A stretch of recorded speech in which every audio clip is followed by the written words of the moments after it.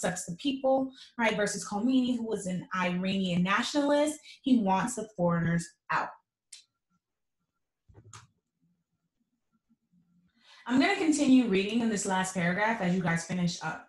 All right, it says that the Shah spent money extravagantly, using the large income they received from the oil to finance many personal projects. For example, he spent $300 million on the celebration of the monarchy in Iran. Much of Iran's oil income during the 1970s was spent on getting weapons from the United States. So again, you see how he's supporting the West.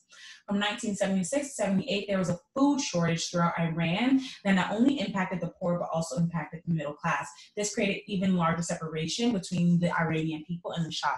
So what I'm going to add here under causes, right, is that there is a food shortage, right? Failing economy.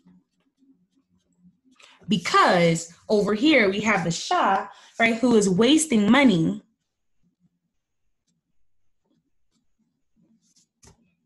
right, on personal things such as parties.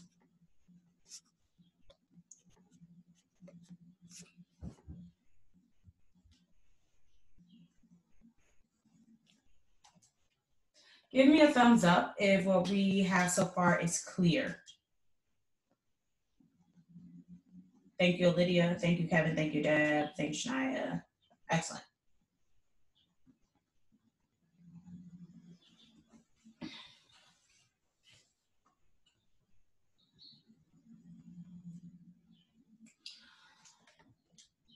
Jason, you have a question? Just shake your head, yes or no?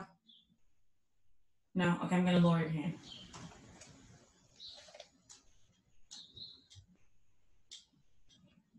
Just take 30 more seconds. When you're done, switch to flip the page to the Iranian Revolution. The Iranian Revolution.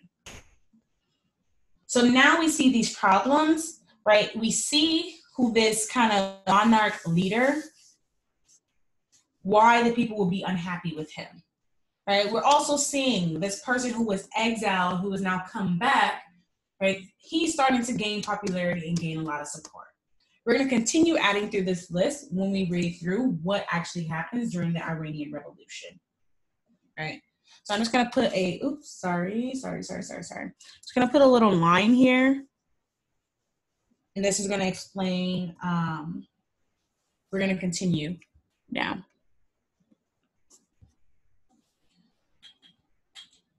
I am going to have Jalissa, can you read the first paragraph of the Iranian Revolution, please? Do you have the packet? Jalissa? You're muted. Hello? Nope, can't hear. All right, Olivia, can you read the first paragraph of the Iranian Revolution, please? The Iranian Revolution. The people of Iran were unhappy with the violent and extravagant regime of the Shah. In 1978, violent repression of demonstrations ignited many protests. In each protest, people were killed by the state security forces. The Shah offered compromises, but the people did not accept them. These large-scale protests included general strikes, which hurt the country's economy. Okay, perfect. So I'm actually going to add another cause, right? Strikes. Just add strikes. 2 causes, and then we'll continue. We have all the other things. We have the violence, we have the parties, we have the waste of money, we have the failing economy. We just want to add strikes nationwide.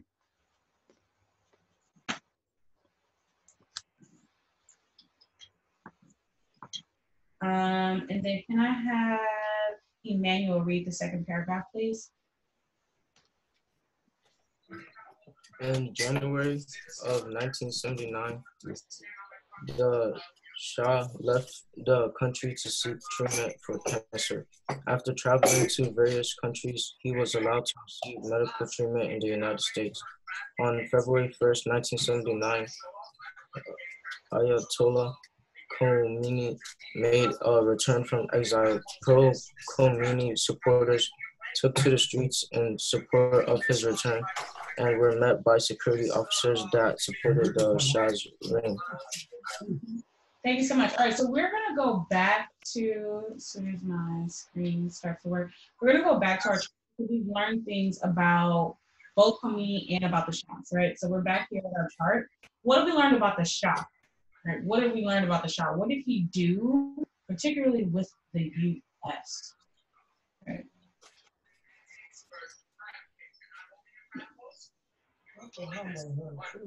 Let's have Hyra. What happened with the Shah? The Shah left the country.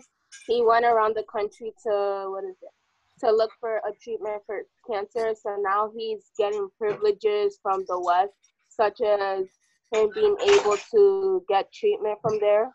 Yep. And received, excellent. So everyone should have this, right? He left the country and received medical treatment in U.S.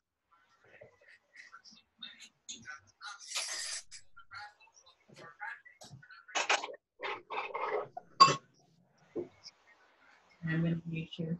And then Manuela, what have we learned about the Shah?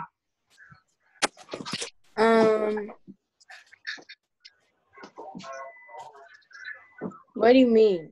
Like, right. Where is he at kind of in this part of the text, or while the Shah is, I'm sorry, what do we about Khomeini? Khomeini. Oh, that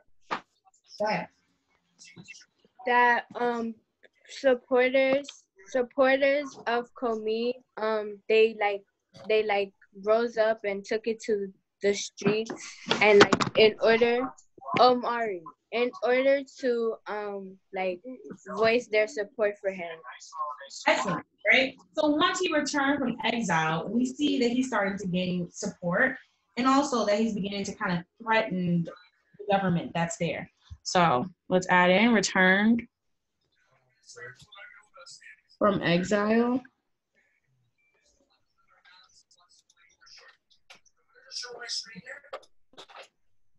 And kind of threatened government.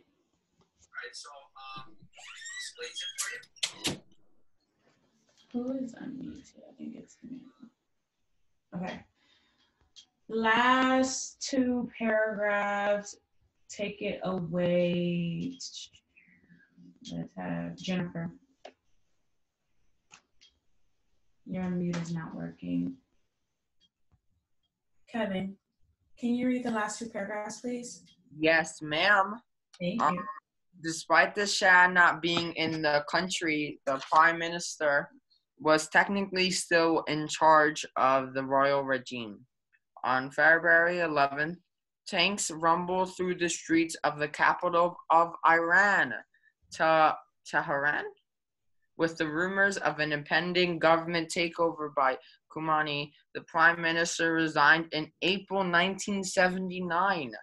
Ayatollah Khomeini won the leadership in a national referendum. He declared an Islamic Republic and was appointed Iran's political and religious leader for life. Under Ayatollah Khomeini, received social values were enforced. Government police patrolled the streets enforcing Islamic codes of dress and behavior and used force to the enemies of the revolution. The violence that took place under Ayatollah Khomeini often exceeded the violence that had taken place under the Shah. Excellent. Thank you so much. All right, let's go ahead and go back to our notes here. And now that we're here, we now found out that due to this pressure, right, in these protests, which I'm going to add here, due to this, we have the Shah, right, steps down from power. He resigns. Right, and this results obviously in Khomeini gains control.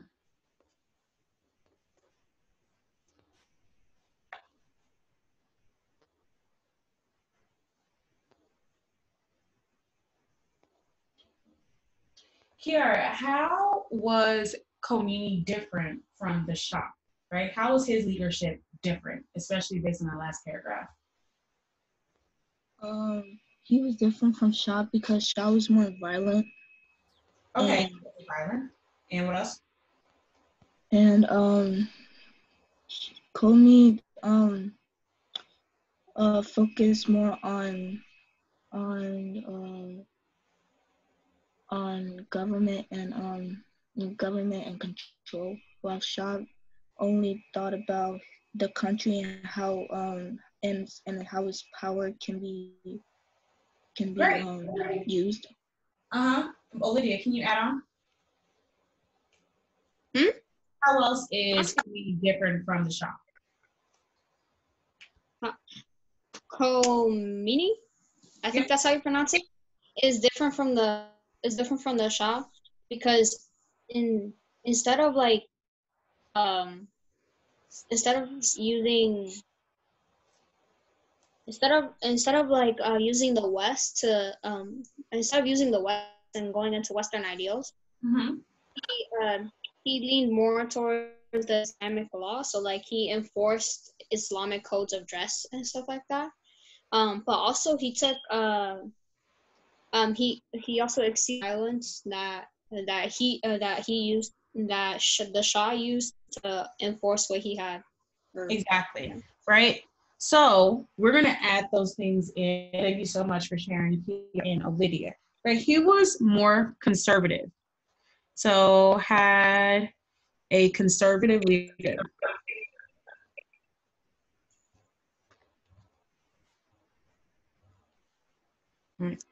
He had a more conservative leadership.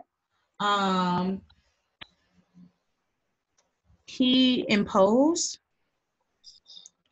strict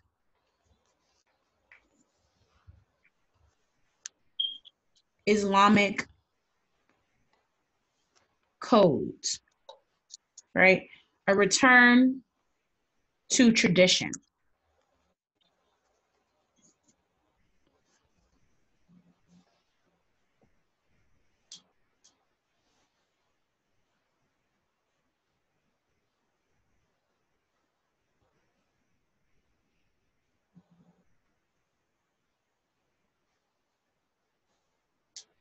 How does this relate to what we learned about yesterday in terms of Islamic fundamentalism? And I'm actually going to call on Chris. Where's Christina? Let's see if I can find you in here. Christina, I don't know if you were here at the start of class, but I shouted you out for your homework because you did a good job of explaining what Islamic fundamentalism is. Do you remember what it is? It's basically let me try to see.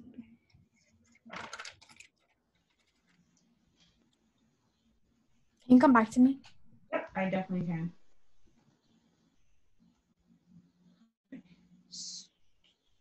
I'll just give you guys a few more moments.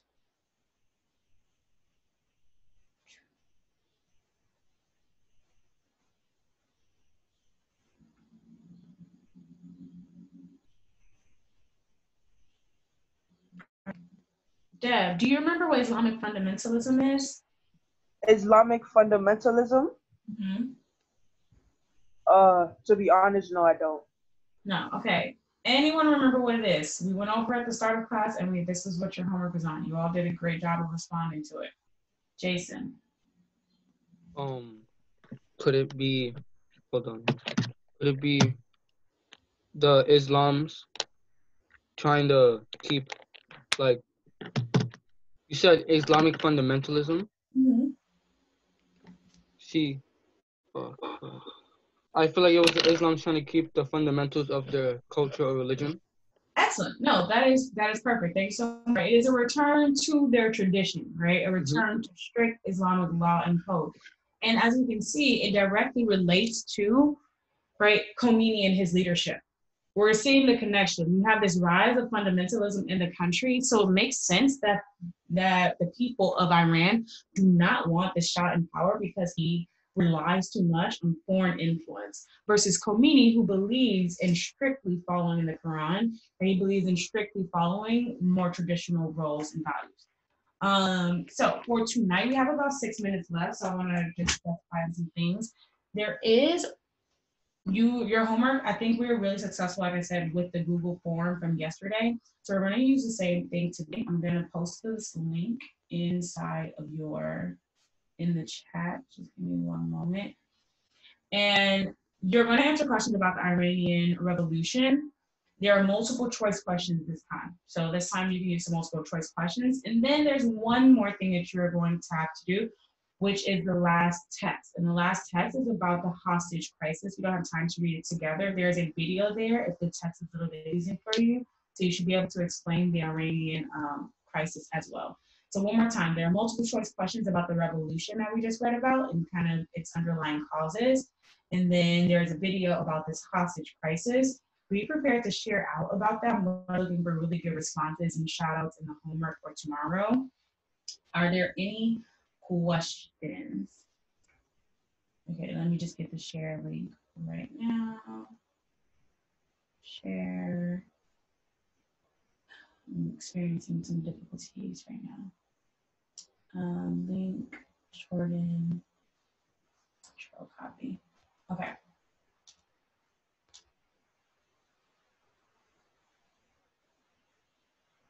I cannot get my chat open.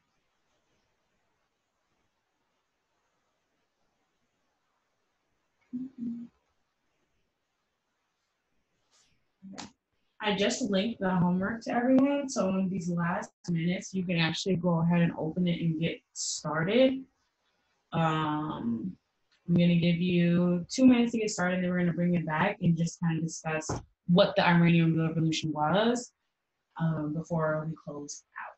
So take a minute, take 2 minutes to go ahead and get started on that. There are multiple choice questions. They should be easy based on what we did together on the chart.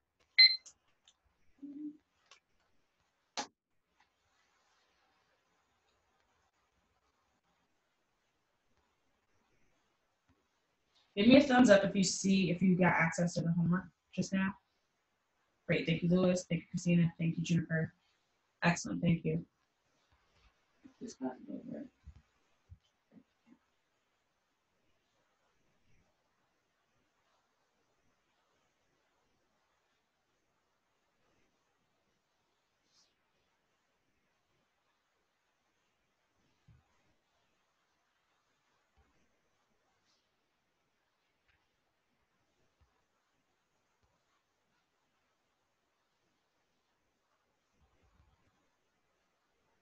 Christina, just so you're a heads up, I'm going to come back to you, right?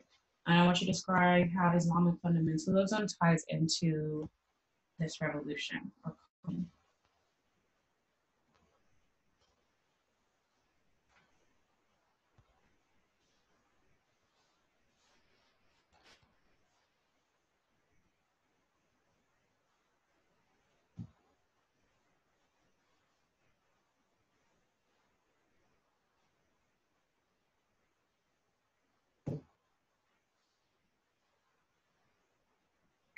All right, let's bring it back just so Ms. Kendra's class can start on time.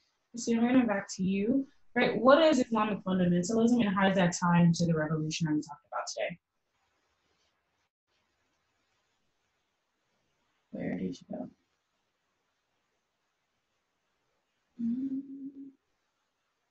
I lost you, Christina.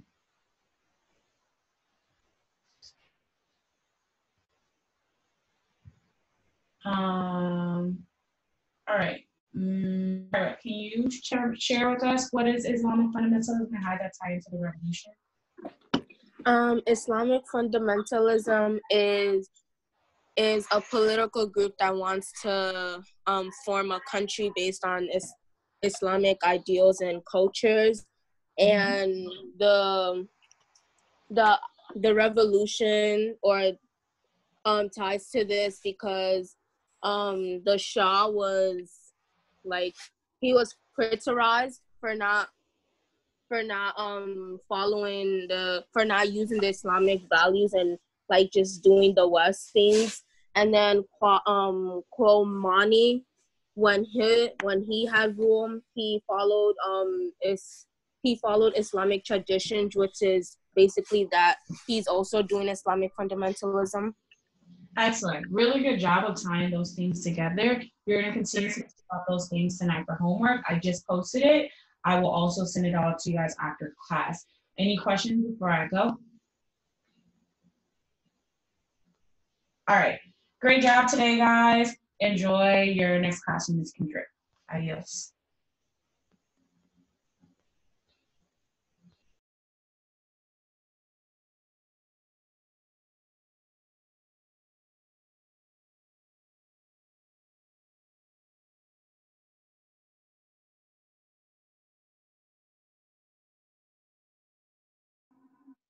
Wednesday. Hi Kevin. Before we get into the lesson today, hi Kara. I'm gonna quickly check your homework. Hi Olivia. I only got so far I only have Olivia, Hyra, Kayla.